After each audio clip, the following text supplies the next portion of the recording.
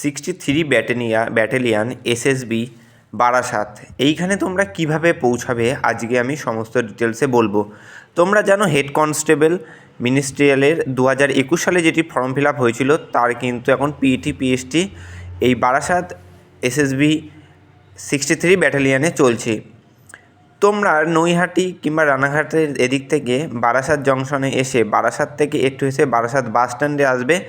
সেখান থেকে 18 থেকে 20 টাকা মতো নেবে, তোমাদের কিন্তু এসএসবি ক্যাম্পের সামনে নামিয়ে দেবে। যারা শিয়ালদা থেকে আসছো সেমভাবে তোমরা বারাসাত জংশনে নামবে। সেখান থেকে জাগুলিরগামী বাস করে তোমরা কিন্তু যে বাস স্ট্যান্ডে আসবে, বাস স্ট্যান্ড থেকে স্টেশন থেকে প্রথমে বাস স্ট্যান্ডে আসবে, বাস স্ট্যান্ড থেকে তোমরা জাগুলির দিকে যে বাস আসে 18-20 টাকা ভাড়া নেবে। সেখান থেকে বলবে ব্যাটালিয়ানে যাব 63 ব্যাটালিয়ান এসএসবি, সেখানে কিন্তু তোমাদের পৌঁছে দেবে।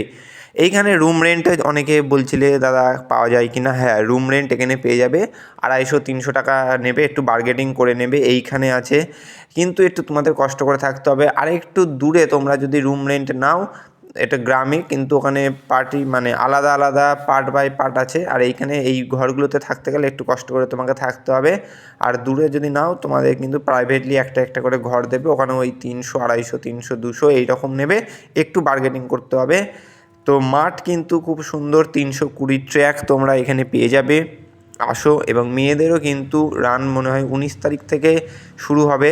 মেয়েদের 200 মিটারের ট্র্যাক হবে 4 বার, মানে 800 মিটার দৌড় হবে। আর ছেলেদের পাসের হার কিন্তু খুবই কম।